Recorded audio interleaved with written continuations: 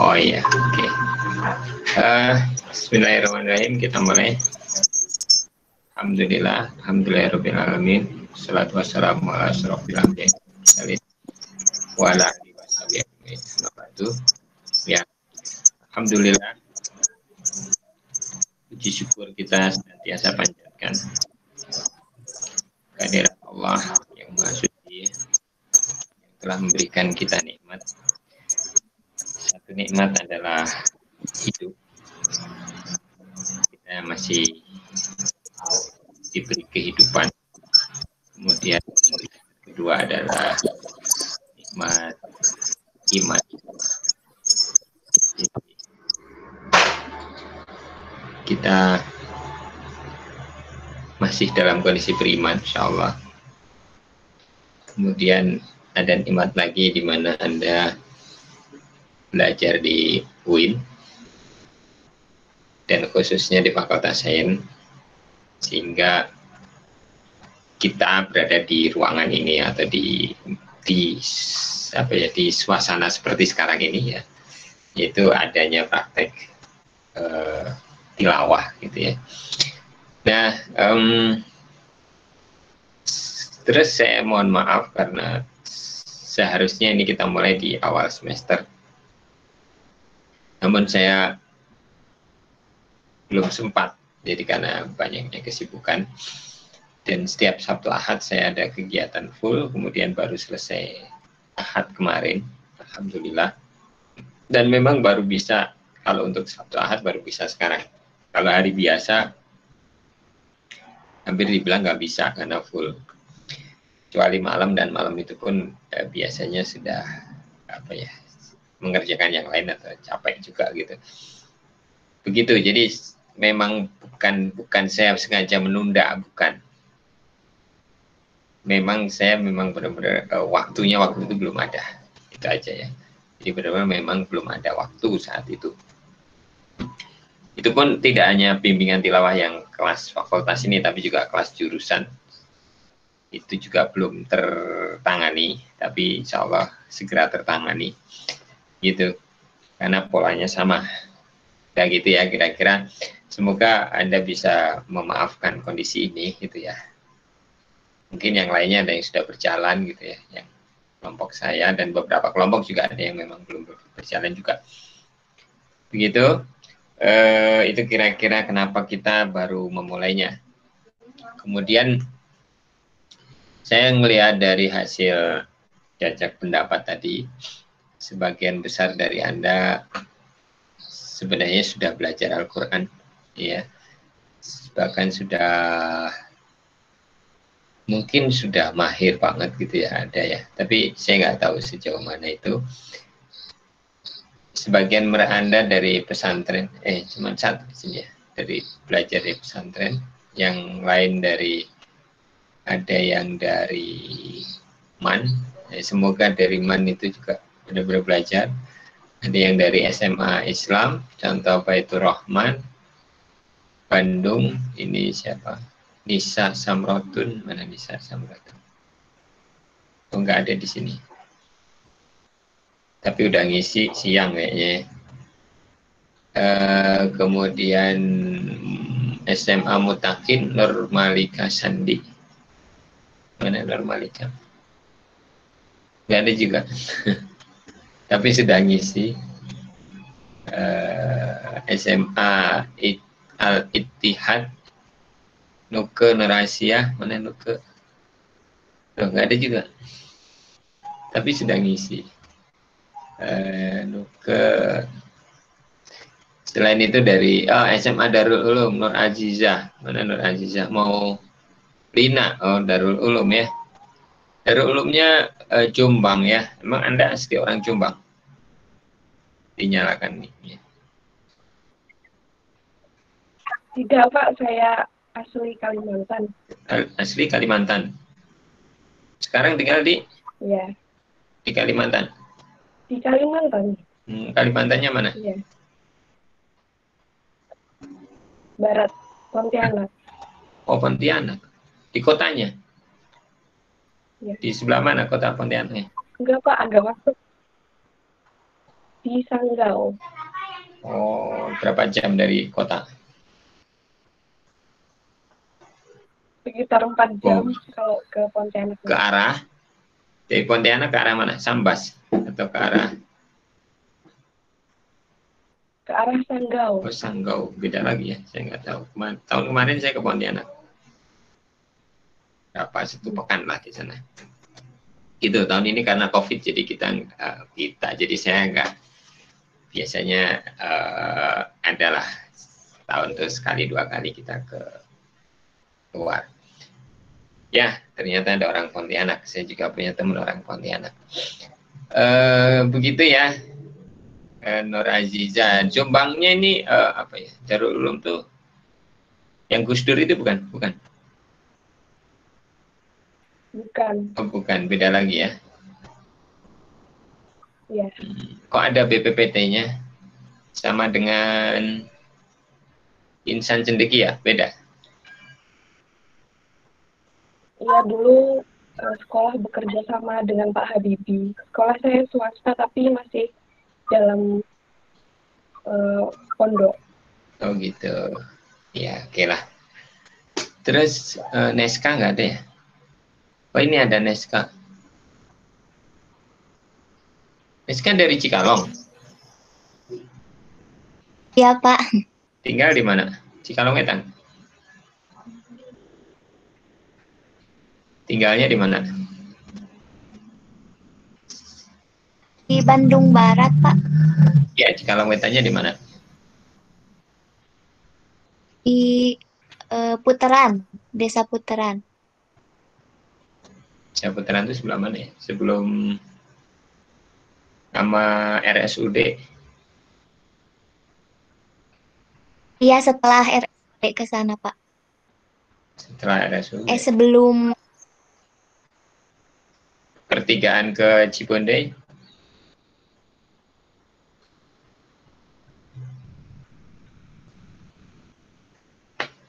Yang mana? Oh, dia sinyalnya low kayaknya.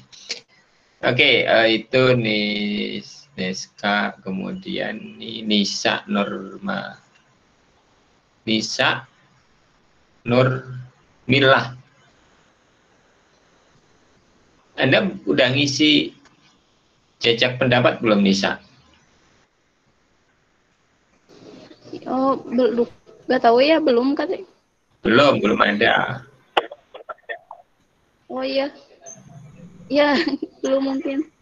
Ya, tolong Nanti diisi. isi dulu, Pak. Ya, sambil nyalain video nggak apa-apa. Nisa, kemudian Nisa Nurdianti. Dari Garut ya, Nisa. Garutnya mana? iya, Pak, dari Pemungkut. Jauh dong ya. Di Cikelet, bukan? Yang kemarin kena banjir. Dari Iya, ya di sekitar situ, Pak, rumahnya. Tapi Anda nggak kena, rumah Anda nggak? Enggak, cuman sampai masjid aja airnya. Gitu ya. Memang agak besar gitu ya. Besar, soalnya kalau yang dekat sungai mah airnya sampai ke atap. Oh gitu. Itu kenapa sebabnya? Apa hutannya ditebangin gitu? Enggak sih. Jadi air yang kan itu sungainya tuh maju ke laut gitu, nyampe ke laut kan. Nah, jadi air yang laut itu enggak, jadi air yang harusnya ke laut itu ke Muara enggak ke sana, malah ke sini gitu, malah ke kampung Budak gitu. Kebetulan juga lautnya lagi pasang gitu.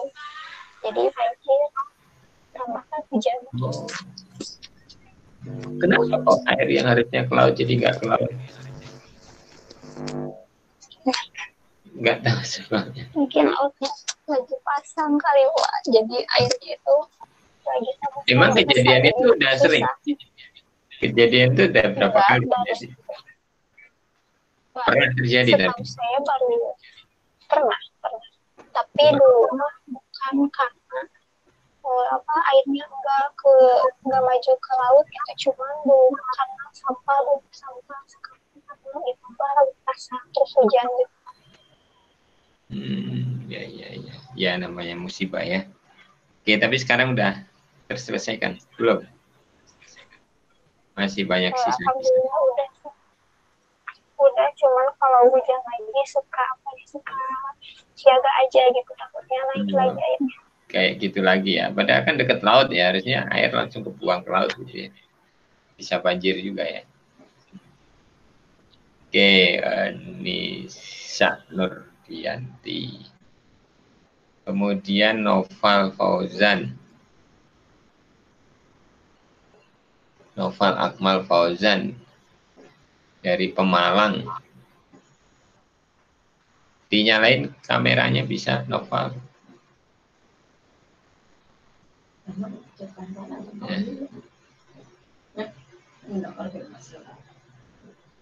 Nah, Noval dari Pemalang.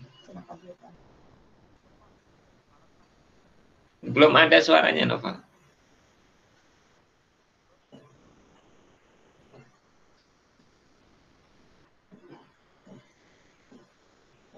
Itu mic-nya masih mati. Nggak ada itu, suara Anda nggak ada, Noval. Kedengaran, Pak? Oh, ada sekarang. Pemalangnya di kotanya, di mananya? Kalau saya Pemalangnya di Taman, Pak. Oh, suaranya kecil. Nggak jelas suara Anda.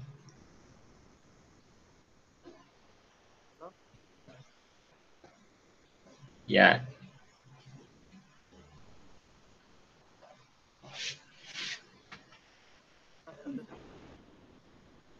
Nggak ada suaranya, nggak ada, Noval. Nggak masuk, mic aja Anda nyala, tapi suaranya nggak masuk.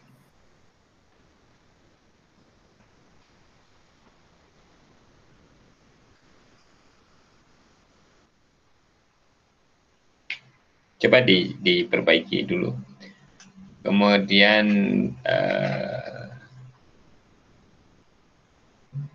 Nuke. Nanti Noval ya, diperbaiki dulu itunya. Nuke dari Cianjur ya? Iya Bapak, SMA-nya di Cianjur. SMK, lihat. SMK, SMA? SMA. SMA. Tinggalnya di Cianjur? Di Purwakarta. Oh, Purwakarta. SMA-nya pesantren enggak? Iya, pesantren. Di mana itu Ittihad itu? Al-Ittihad di Cianjur di Rawabangun, Bapak. Rawabangun teh sebelah mana? Di Cianjur kotanya. Oh, di Cianjur kota, yang dari pinggir jalan gede itu ya? Iya. Oh, di situ. Ya. Berarti Anda belajar baca Quran di situ ya?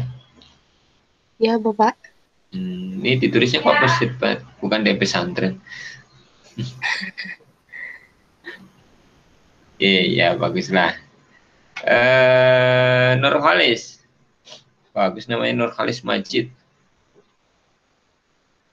Dari Sukabumi. Di mana Sukabuminya? Cisaat, Cibaraja, Pasar Ikan. Dekat kota berarti ya? Daerah ya dekat lah. Ya dekat ya, kan Cisaat mah nggak jauh banget dari kota. Oke, dulu belajar di mana ya? Pesantren nggak? Enggak, Pak. Saya mah ya biasa di kumpulan siapa ya? Teman-teman yang ngumpul tapi ada pakai pembimbing. Di Rohis gitu.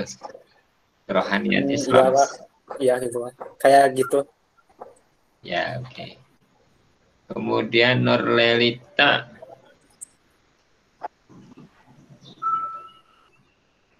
Ya, Pak. Tadi yang di jalan itu siapa? Nurlelita. Iya, sekarang udah balik, Pak. Udah sampai rumah. Di mana Ya. Nurlelita? Tambelang tuh di mana? Saya dari Bekasi, Pak. Cikarang. Bekasi, Cikarang. Petani. Iya. Oke, SMA 1. Iya. Tambah. Oke. Ya, tapi saya lihat ini yang upload pretestnya baru bentar. Tadi saya lihat sebelum saya nyalain video call. Oh, ini masih 3. Yang lain kenapa? Kenapa, Pak? Yang upload pretest bacaan. Oh, itu belum, Pak. Belum saya upload. Kenapa? Sama pretest lisan itu baru 3. Baru Azizah, Neska, dan Nisa Nurmila. Yang lain gimana nih? Nah, itu Iya, Pak. Ntar saya. ya. Ini Pak, saya ada kendalanya, nggak ada suaranya. Kenapa? Udah dibikin video nama tapi pas diputar nggak ada suaranya.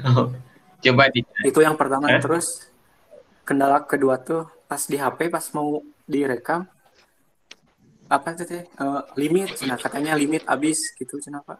Limit apa itu? Padahal Itu kali memorinya habis kali. enggak Pak, masih banyak. Memori HP-nya. Masih ada Pak. Oh gitu.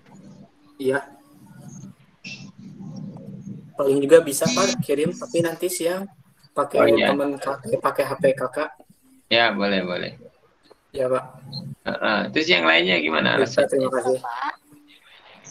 Insya Allah, Pak, secepatnya. Oh, emang tadi kenapa tadi? Bapak Nisa udah upload di Classroom. Belum Nisa ada. Udah upload di Classroom videonya. Udah. Oh, tadi Nisa udah upload, udah kekirim, Pak. Ntar dulu, salah tempat kali Anda.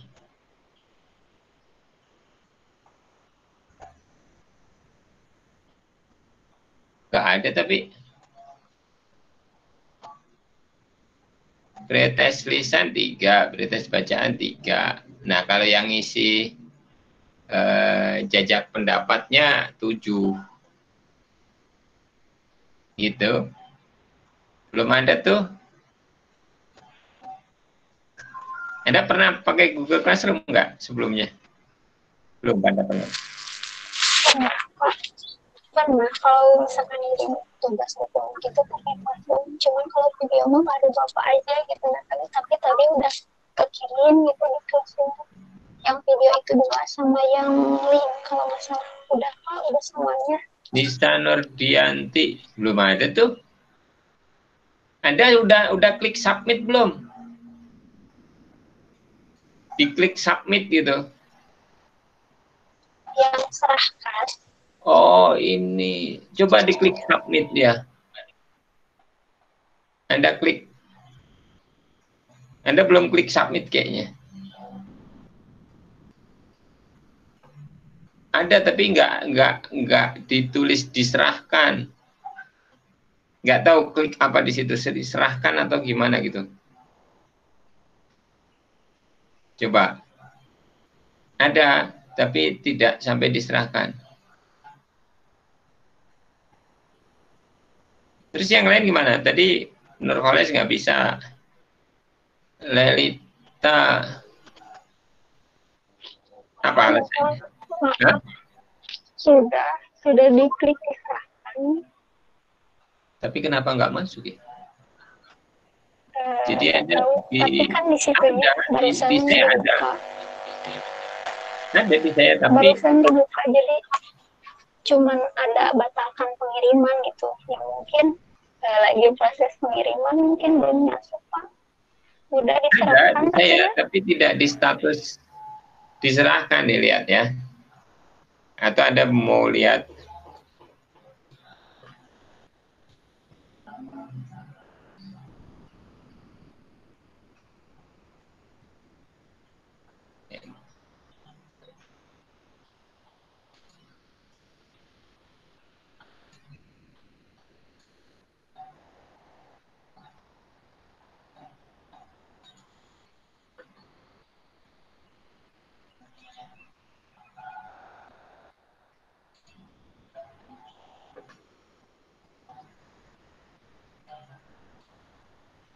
saya share ya.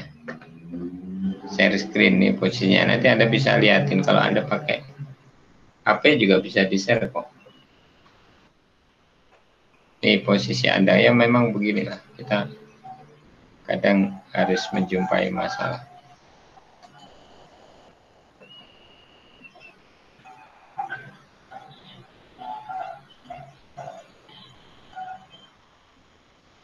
Ini ya, kelihatan ya. Nah, yang sudah terkirim ini Aziza, Neska, Nisa, ya kan? Terlihat ya. Nah, kita lihat. Bentar dulu. Terlihat oleh Anda kan? Nah, sekarang udah masuk nih Neska. Ya, tadi Neska ya? Nisa. Yang belum ya? Nah, sekarang masuk nih Nisa. Udah. Tadi mah belum. Oke, gitu ya. Yang lain gimana? Tadi yang lain siapa yang belum? Noval, apa masalahnya Noval? Iya Pak, saya tadi untuk pembuatan videonya baru 4 video Pak, kurang satu lagi tadi Al-Kafirunnya. Di satu-satu aja, makanya kan saya minta per surat aja. Iya Pak, ini sedang saya proses. Oke ya, ya beginilah kendala kita di online ya. Tapi sabar ya. Oke.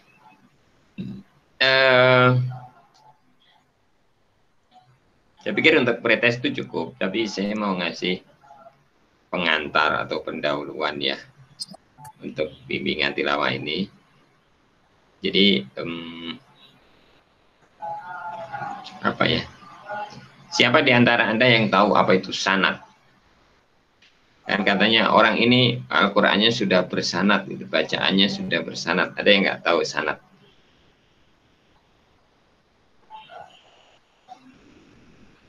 Silakan nyalakan mic. Ya. Aziza, apa sanad? Sanad itu kayak tahu sumbernya, kayak dari mana dia mendapat ilmu, dari guru ke guru ke guru, itu sanad. Ya, betul, betul. Guru, Anda dapat sanad nggak bacaan Al-Qur'annya Aziza? Sudah dapat sanad? Saya belum mencari itu, kayak guru Anda waktu Anda belajar dapat sanad nggak? Tidak, Pak. Tidak, oke. Yang lain udah tahu sanad belum? Siapa lagi yang tahu apa itu sanad? Enggak, Pak. Saya belum tahu. Belum tahu. Yang lain nggak tahu. Nah, ini saya mau kasih tahu prinsip belajar Al-Quran. Ini berbeda dengan belajar yang lain, tapi juga sebenarnya sama dengan kita belajar hadis. Dan hampir kalau kita belajar itu harusnya begitu. Harusnya. Tapi kan kita belajarnya itu ala barat, bukan ala Islam gitu ya. Islam itu bukan saja suatu agama, karena Islam itu sudah menjadi peradaban. Kita niru barat karena kita anggap peradabannya bagus, ya kan? Kita niru Amerika karena kita anggap peradabannya bagus. Kita niru Jepang karena kita anggap peradabannya bagus. Dan tahukah bahwa kita juga, atau Islam juga punya peradaban, dan peradaban itu sangat modern, sangat bagus, sangat tertata secara sosial, ekonomi, politik, termasuk pemerintahan. Nah, karena masalahnya sekarang Islam lagi Allah uji untuk tidak menguasai dunia. Jadi kalau Anda tahu Islam menguasai dunia itu dari ya semenjak kekhalifahan itu kan sudah mulai ekspansi sampai Persia ditaklukkan, habis itu Romawi ditaklukkan, ya kan, sampai terakhir Islam punya kekuasaan atau kekhalifahan namanya. Jadi kekhalifahan dalam Islam itu ada dan harus ada gitu loh ya. Kalau orang menentang khalifah itu, kalau saya nggak ikut-ikutan, nah gitu aja. Jadi gitu. Terakhir kekhalifahan adalah kekhalifahan di Turki Utsmani. Di Turki itu baru jatuh itu tahun 1934 apa 24 ya. 1924 atau 34. 1924. Belum lama. Jadi belum nyampe 100 tahun Islam tidak menguasai dunia. Sekarang kita bilang apakah Amerika menguasai dunia? Tidak. Sekarang Amerika udah kalah perdagangannya dengan Cina. Baru perdagangannya ya. Apakah Cina menguasai dunia? Tidak juga. Tapi Islam menguasai dunia saat itu. Dan baru runtuh belum 100 tahun. Jadi kita nggak tahu. Kita meniru dunia barat, kita meniru orang yang sudah jelas secara budaya mereka nggak benar, bobrok sebenarnya. Jadi kalau kita ngelihat tingkat kejahatan di Inggris, tingkat kejahatan di Amerika itu sangat tinggi sekali. Indonesia itu tingkat kejahatannya nggak ada apa-apanya. Karena saya pernah riset di masalah kriminal, saya punya data tingkat kejahatan. Yang kita anggap Amerika yang wah negara wah itu, Inggris yang negara wah itu tingkat kejahatannya tinggi sekali. Saya ngambil data Indonesia, Indonesia ini namanya pembunuhan itu hampir dibilang nggak ada kejadiannya, setahun hanya terjadi berapa kali gitu. Kalau mereka per hari, bahkan per hari itu hitungannya banyak tuh, pembunuhan, bunuh diri, perampokan, banyak sekali. Itu yang kita anut sistem pendidikannya. Makanya Anda nggak tahu banyak tentang sistem pendidikan yang bagus dan benar. Nah, ini menyangkut masalah bagaimana seharusnya belajar Al-Quran dan sebenarnya bagaimana seharusnya kita belajar juga ilmu-ilmu yang lain gitu ya. Nah, ntar dulu saya bikinkan dulu ruangannya.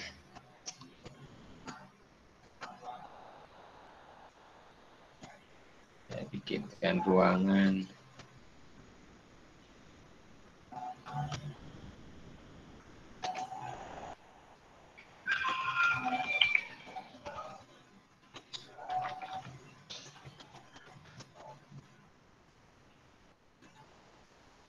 Oke.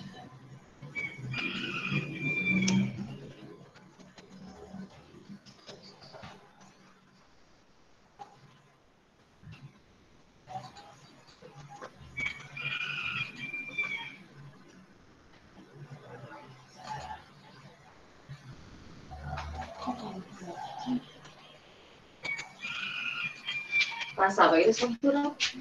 Kasih. Iya.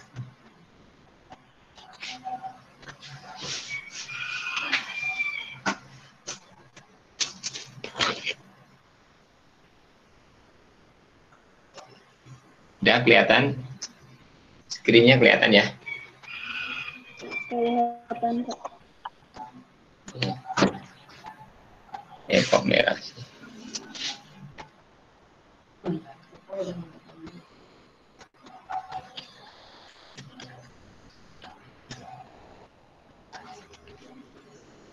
Salah.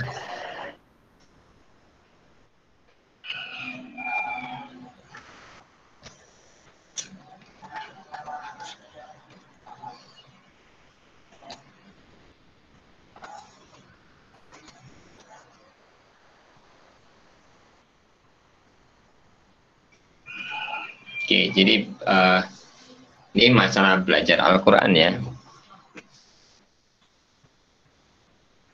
Al-Quran itu udah jelas dari Allah ya. Dia disebut kalamullah.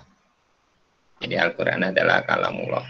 Ini terlepas dari kalamullah. Dulu zaman Imam Bukhari, Imam Syafi'i itu terjadi pertentangan apakah Al-Quran itu makhluk atau bukan, dan kita nggak usah mempermasalahkan itu. Yang jelas dia adalah kalamullah. Nah, Al-Quran turun pertama ke langit dunia. Jadi saya tulislah langit dunia aja, samawat. Kemudian dari sini turun ke Nabi Muhammad. Gitu. Siapa perantaranya? Ini malaikat Jibril. Itu. Malaikat Jibril yang menurunkan. Nah, apakah Al-Quran turun berupa buku? Jadi ada buku, misalnya buku begini, terus Al-Quran turun gitu ya. Buku kayak mushaf begini. Apakah seperti itu? Bagaimana turunnya Al-Quran? Ada yang mau jawab? Bagaimana turunnya Al-Quran?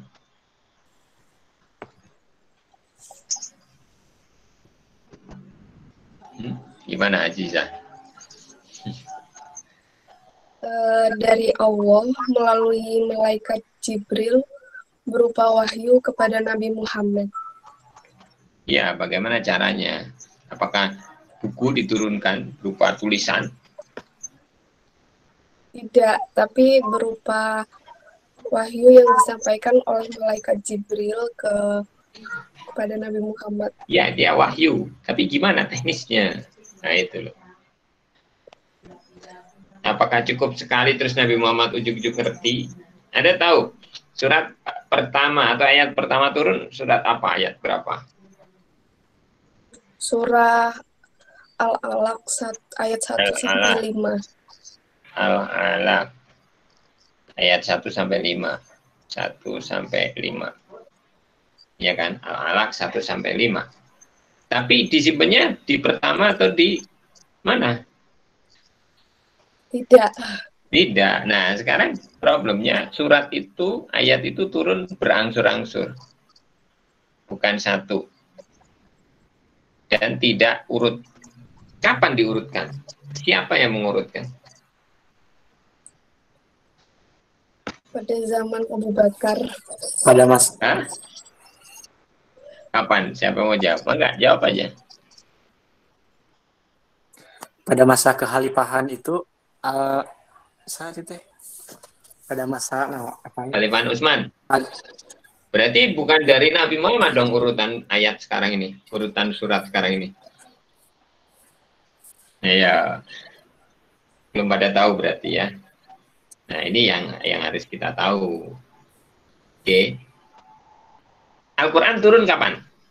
Surat Al-Zalzalah. Kapan Al-Quran turun? Inna anzalnahu fi lailatul Qadar. Berarti Al-Quran turun kapan? Di malam Lailatul Qadar. Betul. Malam Lailatul Qadar itu kapan? Tanggal berapa di bulan Ramadan? Tanggal 17, Pak.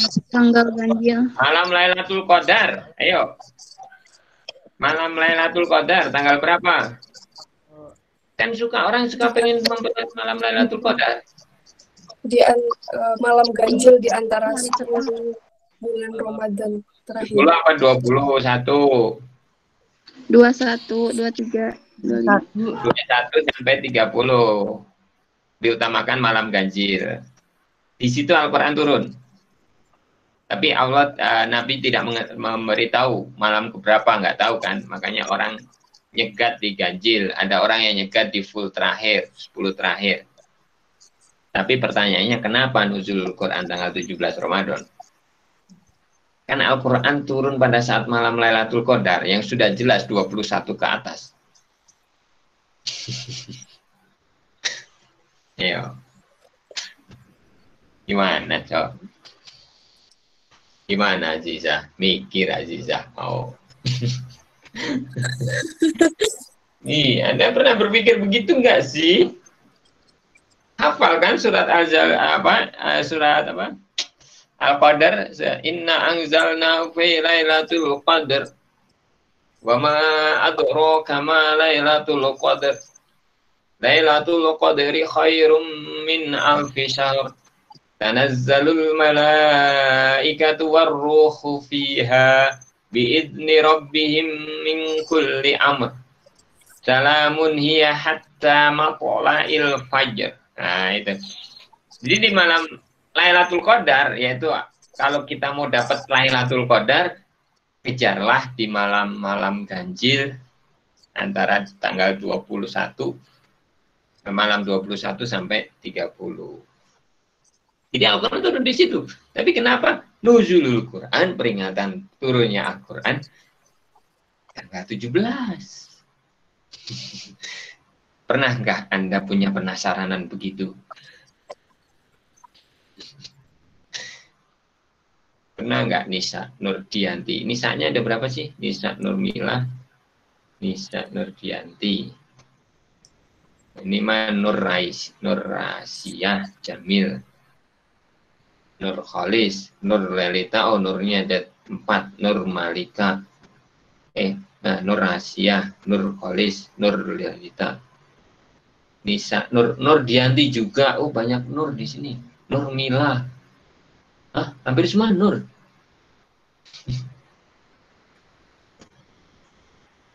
Nggak pernah mikirin itu.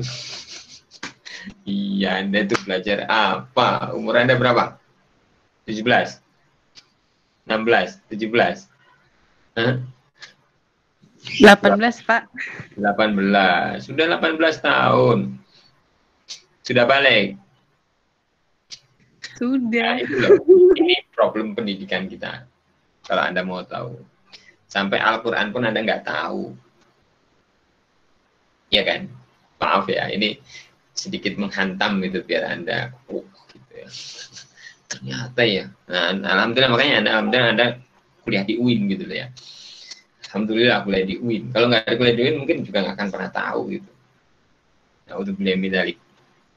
Jadi kenapa tanggal 17? Tanggal 17 itu ada turunnya surat Al-Alaq. Al-Quran turun dari langit yang arsy-nya Allah ke langit dunia. Inilah di malam Lailatul Qadar. Lailatul Qadar. Nah ini. Kemudian Al-Quran disimpan di langit dunia. Itu turun secara berangsur-angsur. Ya. Nah, pertama surat Al-Alaq 5. Kemudian surat lama nggak turun surat Ad-Duha. Kemudian Al-Muzammil, Mudasir. Ya, semoga saya nggak kebalik ya. Mulai perintah dakwah terang-terangan, ya kan? Nah, terus tapi turunnya nggak sesuai urutan yang sekarang. Nah, masalahnya begini nih yang perlu kita tahu karena kita mau belajar Al-Quran nih, gitu loh. Ini perlu tahu karena kita mau belajar Al-Quran.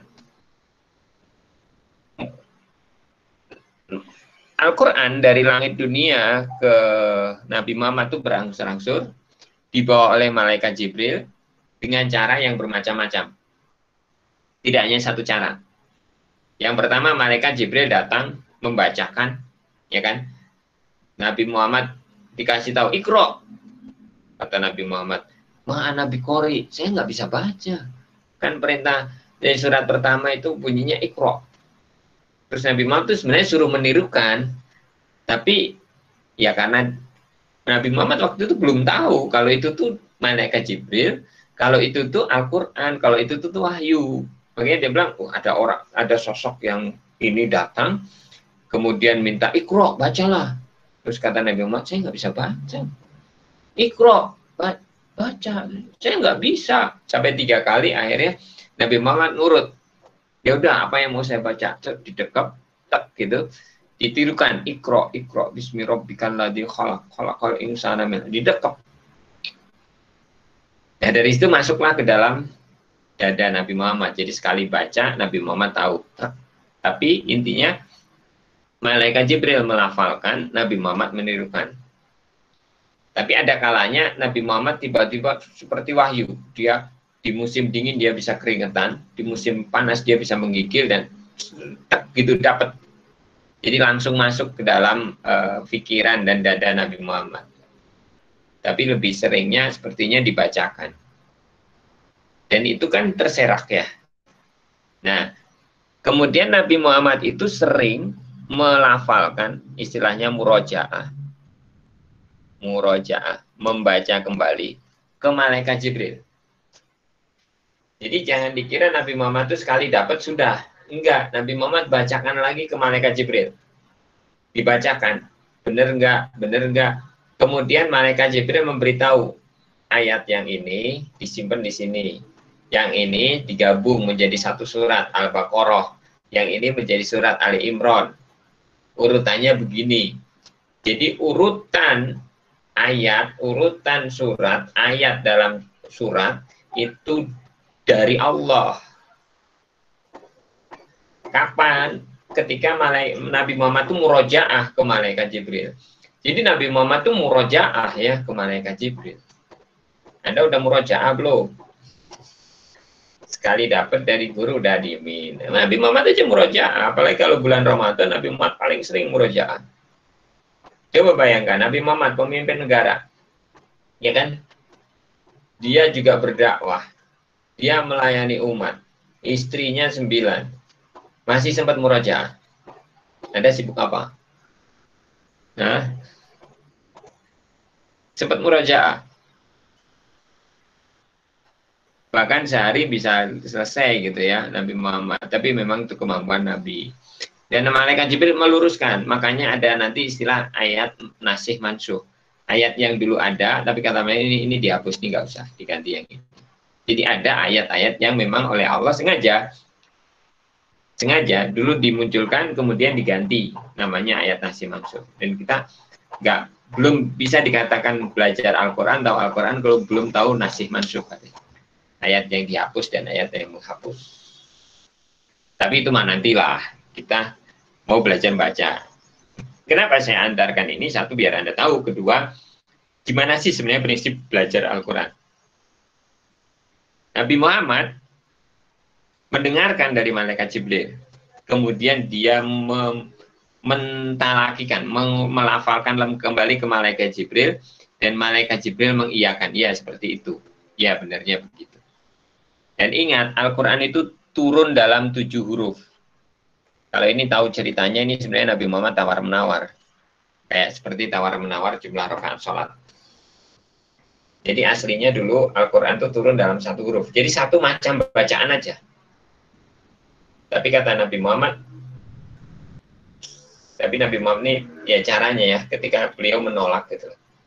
Itu dia minta ampun dulu ke Allah. Ya Allah, semoga Allah mengampuni dosa-dosaku dan ini dalam permasalahan ini sesungguhnya umatku tidak akan sanggup ketika Al-Quran diturunkan dalam 1 huruf. Maksudnya apa?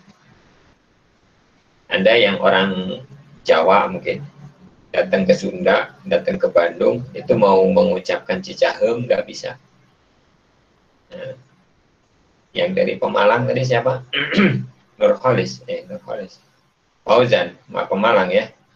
Coba bilang cium belit gitu Fauzan. Fauzan kameranya terlalu ke atas Fauzan. Ya, Pak, maaf. Gimana Pak? Fauzannya nggak kelihatan. Nah gitu. Coba bilang Cicahem. Cicahem. Hah? Fauzan. Cica? Iya Pak. Cium belit. Cium belit. Ciberem. Ciberem gitu pasti. Nah itu contoh bahwa kita itu nggak bisa satu logat gitu nggak bisa. Kalau orang Jakarta bilang kemana gitu, siapa? Nggak bisa siapa. Kalau orang Padang bilang siapo, aduh apo, kan gitu. Nah dari situlah Nabi Muhammad tawar-menawar. Ya udah 2 huruf. Nabi Muhammad masih nggak bisa 2 huruf, 3 huruf, enggak. Akhirnya 7 huruf. Dan yang 7 itu sebenarnya bukan berarti angka 7. Allah sering menggunakan kata 7 untuk banyak. Jadi pendapat ulama yang paling kuat 7 huruf itu adalah diturunkan dalam variasi bacaan. Jadi nanti kalau Anda sudah belajar lebih dalam, Anda akan tahu bahwa sebenarnya Al-Quran itu bisa dibaca dengan banyak variasi. Tapi semua variasi itu dari Rasulullah dan semua itu sudah disahkan oleh malaikat Jibril. Kalau ada variasi yang bukan dari Rasulullah itu nggak boleh dipakai. Jadi maksudnya apa? Ini nanti ke bawah, ini para sahabat nih yang baca ini. Ini sahabat Rasulullah nih. Ini ada banyak sahabat yang belajar ya. Tapi tidak semua sahabat tuh menguasai 30 juz. Ingat ya. Jadi hanya ada beberapa sahabat yang memang Rasulullah tugaskan dan dia menguasai 30 juz. Contohnya Ali bin Abi Thalib, Utsman bin Affan, ya, terus Zaid bin Sabit, terus saya lupa ya, Abu Hudzaifah gitu kalau nggak salah. Masya Allah, saya lupa banyak. Nah itu nanti yang sahabat-sahabat yang memang oleh Rasulullah dijadikan rujukan untuk belajar Al-Quran. Kalau kamu mau belajar Al-Quran, belajar ke Mu'adz, kalau nggak salah gitu. Jadi Rasulullah memang nunjuk, sahabat ini loh, kalau kamu mau belajar Al-Quran, belajar ke beliau ditunjuk. Tidak semua sahabat, nggak banyak. Bahkan ada yang melewatkan hanya 7 yang benar-benar Rasulullah tunjuk. Ada, tapi saya hitung lebih dari 7. Dan nanti sahabat ini tempat belajar tabi'in. Tabi'in itu generasi setelah sahabat. Jadi generasi ini belajar ke ini belajar ke Rasulullah ya. Ini belajar ke sini. Ini pun talaki. Jadi sahabat ini ke Rasulullah, mendengar dari Rasulullah ya.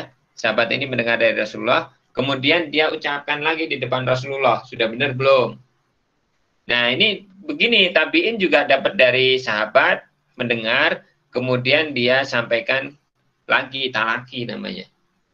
Jadi saya sampaikan ke Anda tirukan, terus saya bilang, oh ya udah benar. Makanya tadi saya bilang kan, di jajak pendapat kan, apakah ilmu Anda tentang ini sudah dinyatakan benar oleh Ustadz Anda. Kadang-kadang kan Anda cuma hadir di kelas, oh ya ngerti, udah. Terus ujiannya tulisan. Jadi Ustadz Anda belum pernah ngomong, oh udah benar Anda gitu. Belum pernah. Dan ini terus sampai ke kita ini, sampai ke kita nahnu gitu ya. Kita semua ini nyambung-nyambung. Nah, ini sekarang sekitar 29 sampai 30 sekian generasi lah. Jadi Al-Qur'an itu nih, dan ini sambung menyambung, dan itu riwayatnya banyak atau disebut mutawatir. Gitu. Al-Qur'an itu begitu. Jadi cara belajar Al-Qur'an itu kita dengerin dari orang yang dia belajar ke ustadz, yang dia belajar lagi, dan semua kalau diruntun itu nyambung ke Rasulullah. Itulah disebut sanad.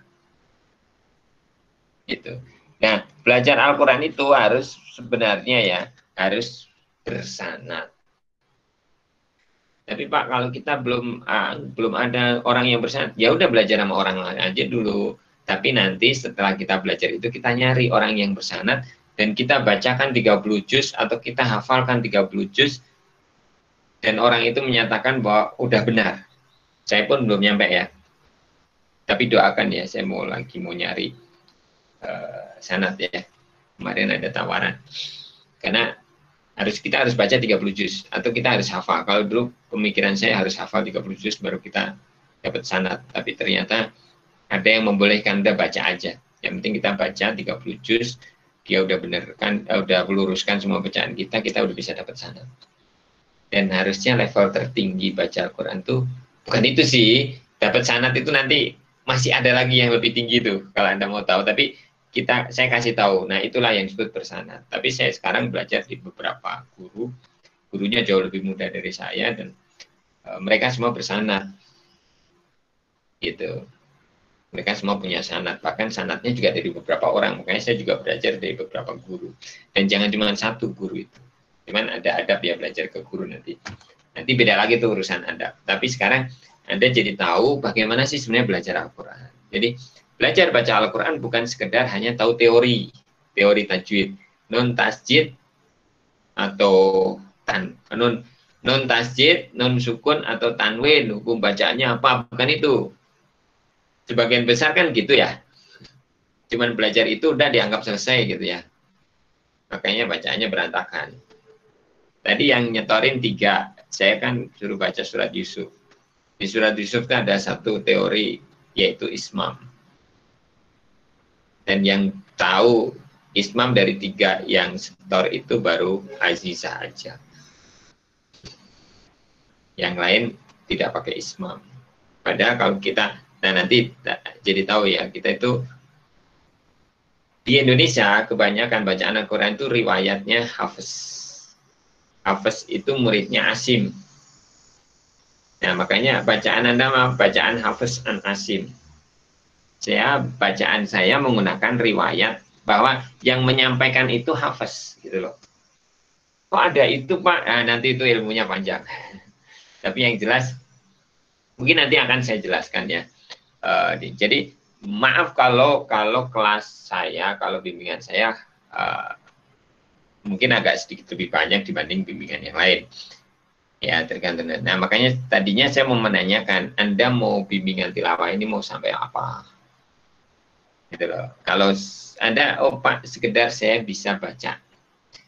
Saya bisa baca dengan benar. Ini pun sudah bagus. Kedua, saya bisa baca dengan benar dan tahu teorinya. Karena bisa baca dengan benar itu wajib ain. Fardu ain, tahu nggak? Fardu ain, bahwa setiap orang harus bisa. Tapi kalau untuk teori, tahu teori, itu fardu kifayah. Asal di kampung Anda ada satu yang tahu, Anda nggak kena dosa.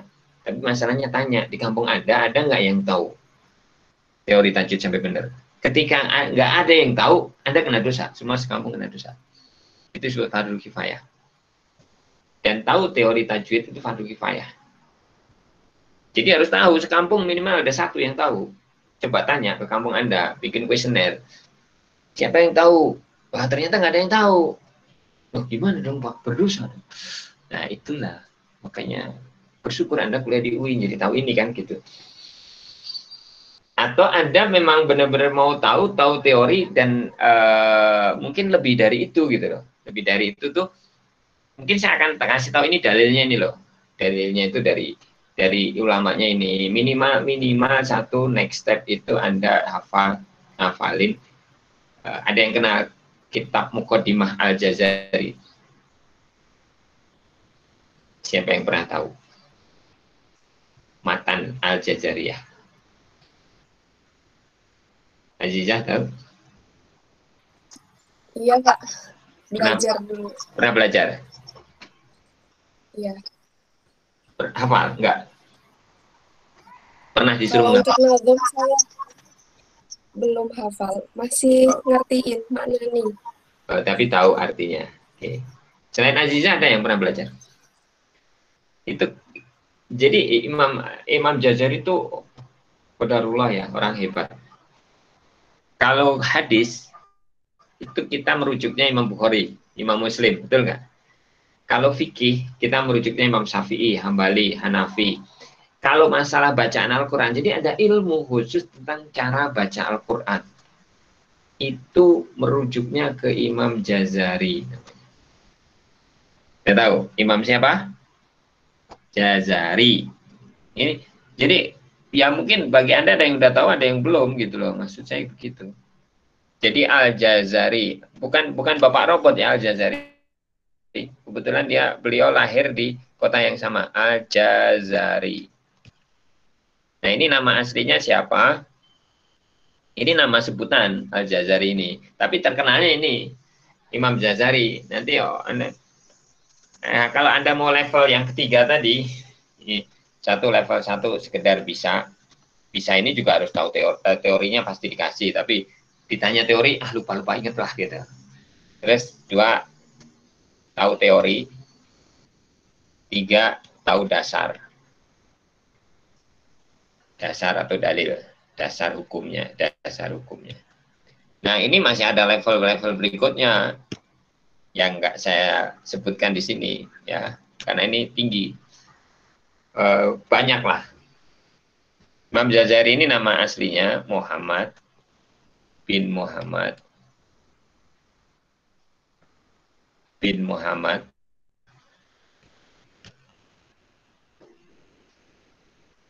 bin Ali bin Ibn Yusuf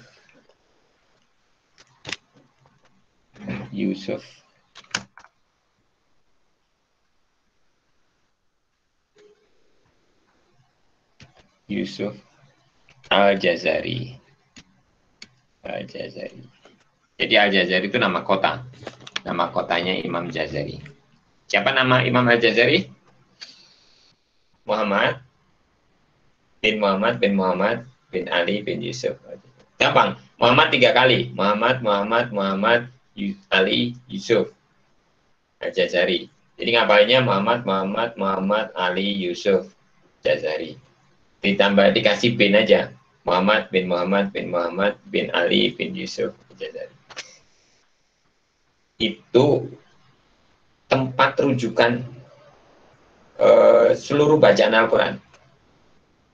Jadi dulu dari Rasulullah itu ke sahabat itu mengembang, kan riwayatnya banyak ya, mengembang set sama imam ini ada 1000 jalur, bayangkan 1000 jalur itu sama Imam Jazari dikumpulkan menjadi satu, dijelaskan. Dia menulis sebuah kitab namanya An-Nashr.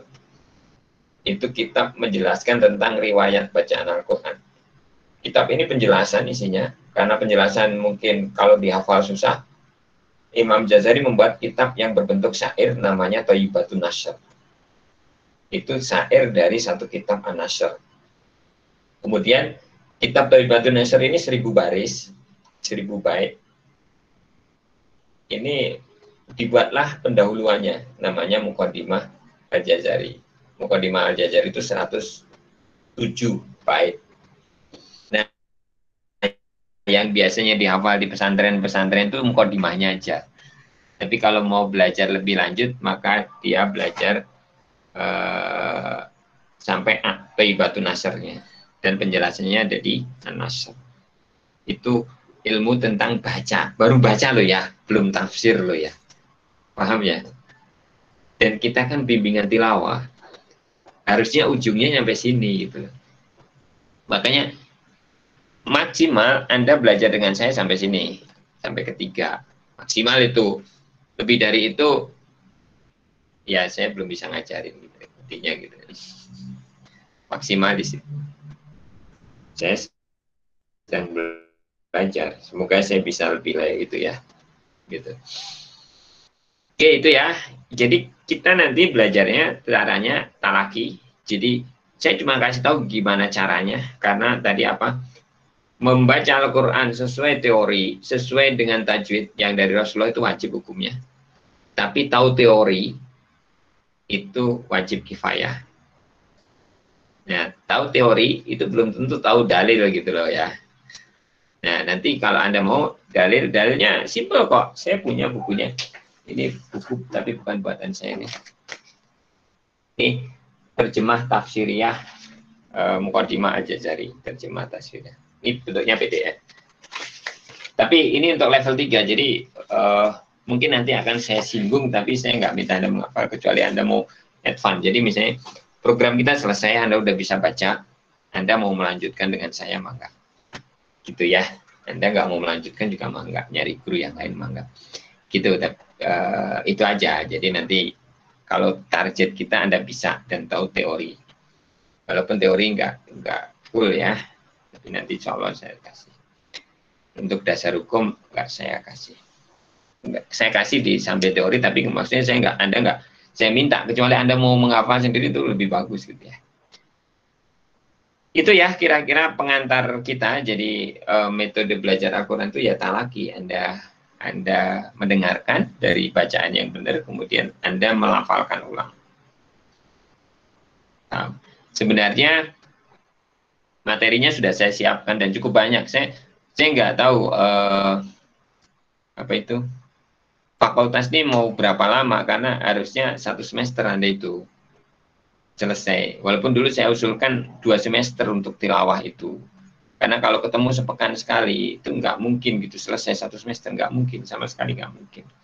Saya itu belajar kayak gini tuh kalau ikut apa ya namanya, daurah gitu ya, paket cepat itu 10 hari, sehari kita belajar sekitar 8 jam. Berarti berapa? 80 jam. 80 jam. Itu lebih, kadang kita belajar lebih dari 10 jam, sekitar 12 jam. 12 kali 10, 120 jam kita belajar. Kalau SKS itu berapa? Kalau Anda non SKS, nggak bisa dihitung waktu.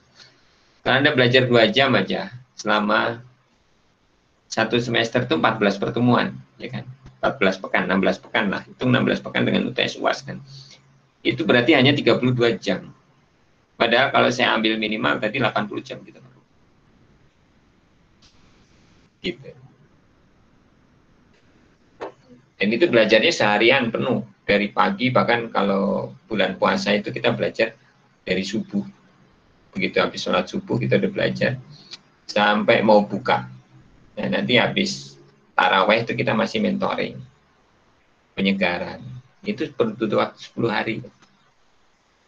Bisa diikuti ya. Sebenarnya seharusnya. Tapi kita kan cuma segini. Ya. Tapi nggak masalah. Cuman maaf kalau Anda mungkin membandingkan dengan yang kelompok lain, tiap kelompok beda karena dosen pembinanya knowledge-nya beda-beda, pengetahuannya beda-beda. Jadi ya kembali ke niat Anda apa? Oke, saya tawarkan tadi begitu caranya. Kalau saya yang berusaha memberi Anda ilmu itu tidak formalitas, tapi benar-benar saya kasih. Dan saya memberi ilmu ke orang itu berbeda dengan saya memberi uang. Coba misalnya Nuke Noraisa. Dipanggilnya apa? Nuke dikasih, saya kasih uang lah, saya kasih uang. Saya kasih uang 100.000 Nuke, gitu ya, misalnya itu ya. Maka Nuke 100.000. Nuke langsung terima. Itu sudah langsung menjadi hak Nuke, ya kan? Nuke bisa manfaatkan, betul kan Nuke? Tapi sekarang gini, Nuke, saya kasih ilmu. Nah, ilmu apa? Tentang Nuke jurusan apa? Nuke jurusan agroteknologi, Pak. Oh, agroteknologi. Belajar kalkulus kan Nuke? Iya. Agro belajar kalkulus ya. Oke. Nuke, saya kasih ilmu tentang limit. Nah, ini Nuke limit. Dan nyampaikan limit. Langsung bisa Nuke terima, ya langsung saya bisa memanfaatkan limit, saya bisa limit, bisa? Bisa Nuke? Nggak bisa, nggak mungkin. Nuke perlu waktu untuk nyerap. Gimana sih limit? Oh ya, diulang-ulang, latihan, waktu nyerap. Itu bedanya ngasih ilmu dan ngasih harta. Ngasih harta mah langsung, begitu diterima, dia langsung bisa manfaatkan, menjadi hak penuh. Begitu dikasih ilmu, itu nggak bisa langsung Anda terima. Perlu waktu untuk nyerap. Anda mau nyerapnya, mau diserap nggak? Kalau nggak Anda serap ya nggak balik lagi dia. Keluar, nggak masuk ke Anda, nggak masuk. Itulah ya, kita di sini proses memberi ilmu. Jadi ada energi dari Anda untuk menerimanya. Kalau Anda nggak punya energi menerimanya, nggak bisa. Mental tuh. Nggak akan masuk ke dalam otak Anda. Dan kalau ilmu Al-Quran itu bukan di otak, tapi di dada maksudnya. Karena Al-Quran itu menyebutkannya begitu. Dia berada di dalam dada-dada orang beriman. Jadi Al-Quran itu berada di dalam dada-dada orang beriman. Makanya orang yang hafal Al-Quran, bukan hafal ya, orang yang selalu baca Al-Quran beritanya, itu bukan hafid namanya. Tapi tahmilul Quran. Orang tahu hamil. Hamil itu apa? Anda tahu kata hamil? Hah? Apa maksudnya hamil? Kenapa disebut hamil? Anda ada yang tahu bahasa Arab kan? Aziza, mungkin yang dari Ittihad siapa tadi? Nuke. Iya. Tahu apa kata hamil itu dikata apa? Nuke. Hamala yahmilu, tahmilun. Apa itu artinya?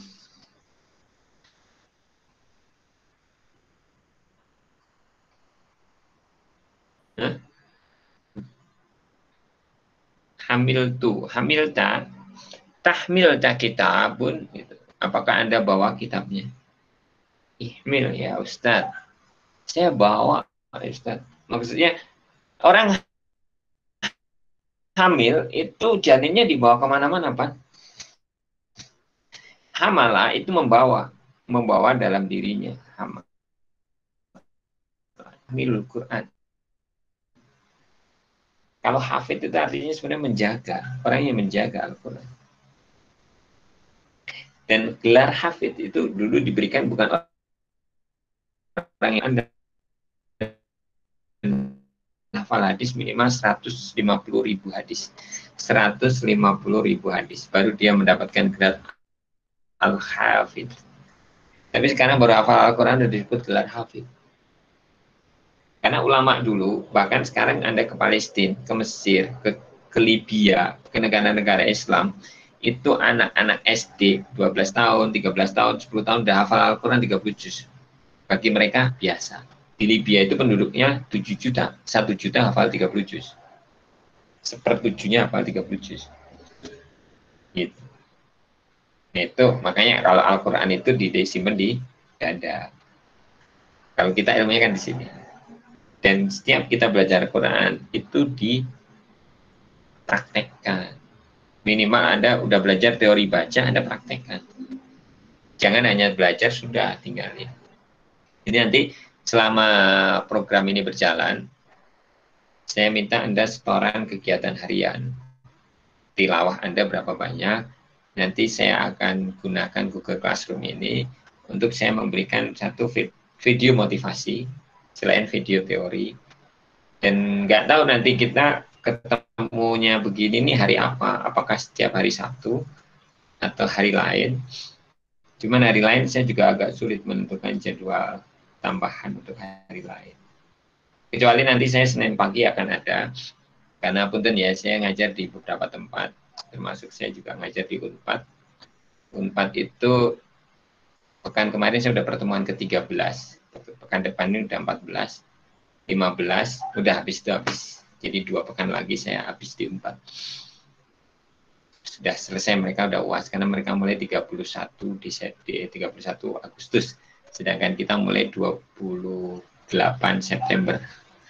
Hampir 1 bulan selisihnya. Gitu. Jadi saya punya jadwal di sana Senin pagi sampai duhur jam 1. Ini nanti kalau itu udah habis saya punya jadwal di waktu itu. Kosong. Selebihnya Sabtu, walaupun Sabtu juga saya seringnya ada kegiatan. Nah, makanya saya bilang kegiatan tidak terschedule. Bukan saya nggak punya kegiatan, tapi belum terschedule. Kalau kemarin udah terschedule. Oke, itu ada pertanyaan?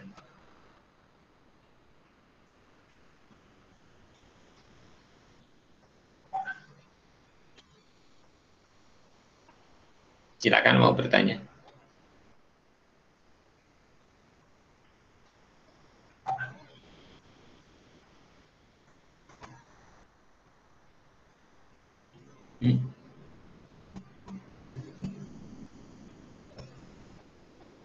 Ada yang bertanya? Cukup? Anda buat ikhtisar rangkuman atau tulisan dari apa yang kita bahas hari ini ya. Saya nanti simpan di Google Classroom. Kemudian tolong Anda menyetorkan tadi ya, yang tadi pretestnya. Yang punya kendala, biasanya kalau HP-nya bermasalah, pinjam HP yang lain lah. Punya kakaknya, punya tetangganya, punya mamanya, apa gitu ya. Kalau sinyalnya jelek, ya nyarilah tempat yang ada sinyal bagus lah gitu. Kemarin ada mahasiswa saya bimbingan, kok kayak di atas atap dia. Jadi karena katanya sinyalnya bagusnya kalau di atas atap. Dia pergi ke atas atap kan bahaya banget kalau dia lagi ngantuk nanti jatuh gitu. Kayak saya ditegur gara-gara kuliah online dia jatuh dari atap. Sama saya juga kalau di rumah saya di atas gunung ya, di lereng gunung. Jadi nggak ada IndiHome, nggak ada internet kabel, itu sinyalnya jelek. Jadi tapi alhamdulillah di atas meja saya agak atas sedikit itu kalau saya simpan di situ saya dapat 4G. Tapi begitu ditarik aja ke bawah dikit, 4G-nya hilang. Agak aneh memang. Dan qadarullah begitu Allah mentakdirkan saya masih dapat 4G gitu. Jadi itu takdir. Anda bisa belajar Al-Quran takdir. Tapi ingat ya, kita percaya takdir itu percaya harus wajib. Tapi Allah juga menyuruh kita berusaha, menyuruh kita berdoa, menyuruh kita belajar. Menyuruh kita beramal. Beramal itu termasuk sholat, zikir, baca Al-Quran itu disuruh. Dan Allah tidak pernah jamin Anda bisa sholat dengan benar, bisa sholat dengan tertib. Dan Allah tidak pernah jamin Anda bisa baca Al-Quran dengan benar. Tapi Allah jamin Anda pasti dapat rezeki. Paham? Ini yang banyak yang salah. Anda belajar kuliah, itu tujuan utamanya apa sebenarnya? Tahu, jangan teori jawabnya. Jangan teori. Benernya apa? Neska. Tujuan utama Anda kuliah apa sebenarnya? Coba Neska.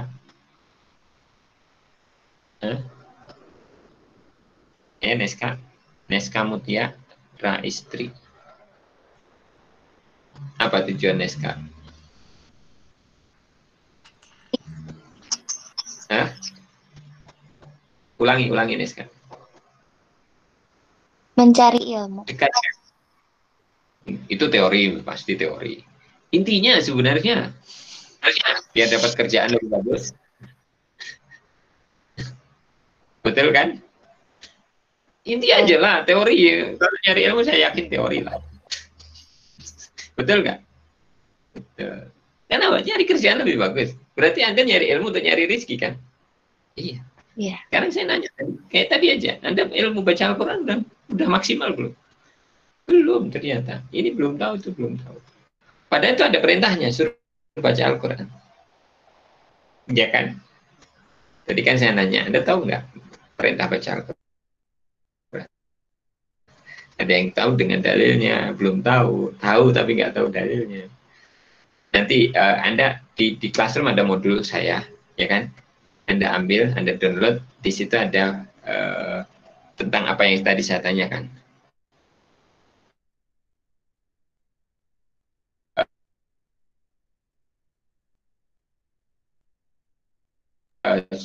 Akan saya sampaikan.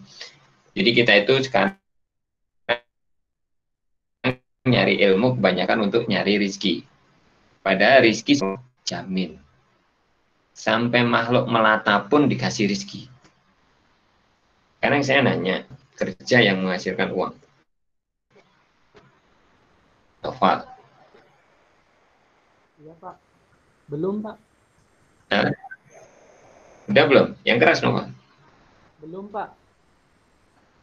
Belum? Iya. Mic-nya deketin. Normalika. Anda kerja nggak Normalika? Saya Pak, kadang-kadang sih Pak, cuma nggak selalu kerja gitu. Menghasilkan uang, belum? Iya, Masih kadang-kadang. udah Pak. Iya, Pas jarang-jarang. Pas SMP udah. Apa Pak? SMP udah. Waktu SMP. Belum, baru akhir-akhir ini aja. Iya. Oh, waktu SMA juga belum. Belum, anggap semua belum. Anda bisa makan semua. Semua Bisa. makan kan setiap hari? Iya Pak. Makan. Anda punya pakaian kan? Punya. Anda bertempat tinggal di sebuah rumah kan? Iya Pak. Iya Pak. Iya nggak? Iya. Itu dari mana? Padahal Anda nggak kerja kan? Nggak kerjanya menghasilkan uang. Tapi kenapa Anda bisa mendapatkan itu semua? Karena ada orang tua. Mekanisme anak orang tua itu siapa yang buat? Anda milih kah? Nggak, saya milih orang tua ini, ya kaya lah saya milih gitu ya. Nggak kan? Ujuk-ujuk lahir weh. Jadi jangan nyalain orang tua, karena Anda nggak pernah milih orang tua itu. Dan orang tua juga nggak milih Anda sebenarnya. Gitu ya. Nah, itulah namanya rezeki. Makanya kenapa begitu Anda lulus kuliah jadi khawatir, begitu Anda mau nikah jadi khawatir nggak dapat rezeki. Aneh kan? Aneh. Anda nggak ngapa-ngapain, maksudnya nggak punya aktivitas nyari uang. Anda itu dijamin rezekinya sama Allah. Tapi Allah memberikan perintah dan itu tidak dijamin. Ada Allah menjamin semua orang pasti sholat? Tidak dijamin. Tapi Allah memerintahkan orang untuk sholat. Nah sekarang pertanyaannya, apakah Anda sudah mengilmui diri untuk sholat? Nah, itu masalahnya. Itu masalahnya.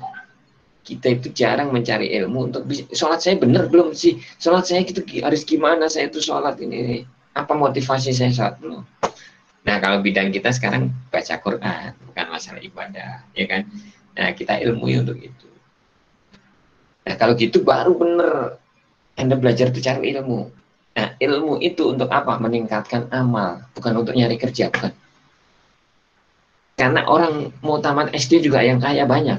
Kalau mau nanti saya tunjukkan di YouTube banyak video orang nggak tamat SD cuma sampai kelas 2 SD ini dia kaya raya. Bahkan saya sempat ketemu orang dia, jadi saya nengok anak saya di pesantren karena kemalaman saya tidurlah di UKS gitu ya. Pagi bangun tuh mau subuh bangun ada orang tidur di samping saya. Terus habis salat subuh kita ngobrol. Saya itu cuma tamat SD Pak, tapi kaya raya dia. Dia seorang tokoh di salah satu provinsi di Jawa. Jadi punten ya ini cerita. Dia istrinya, pokoknya lebih dari 4 lah. Satu istri saya Pak, itu saya kasih rumah 10. Jadi satu istrinya bisa dapat rumah 10. Itu saking kayanya. Nggak tamat SD dia. Tamat SD, cuma tamat SD dia. Cuma tamat SD. Maksudnya apa? Pendidikan tidak notabene, tidak berbanding lurus dengan harta. Jadi kalau Anda sekolah tinggi untuk nyari harta lebih banyak, salah besar. Kalau itu harusnya saya banyak hartanya karena saya udah S3 selesai. Ya kan? Tapi malah lebih banyak yang tamatan SMA atau tamatan S1, ya kan? Iya. Itu loh. Makanya saya meluruskan aja niat Anda, luruskan niat. Oke, sekarang kita belajar baca Al-Qur'an, niat karena kita akan biar lebih baik, biar lebih benar dalam baca Al-Qur'an. Dan baca Al-Qur'an adalah diperintahkan oleh Allah, dia bagian dari aktivitas ibadah kita. Ya, bisa diikuti ya. Nanti ikhtisarnya ya tadi termasuk motivasi baca Al-Quran ya. Berapa banyak kita harus baca, apa manfaat kita baca, apa efek kalau kita nggak baca, itu baca di modul. Anda buat, Anda tulis. Nah, untuk sementara nanti kita cari jadwal, kalau enggak ya kita ketemu Sabtu lagi.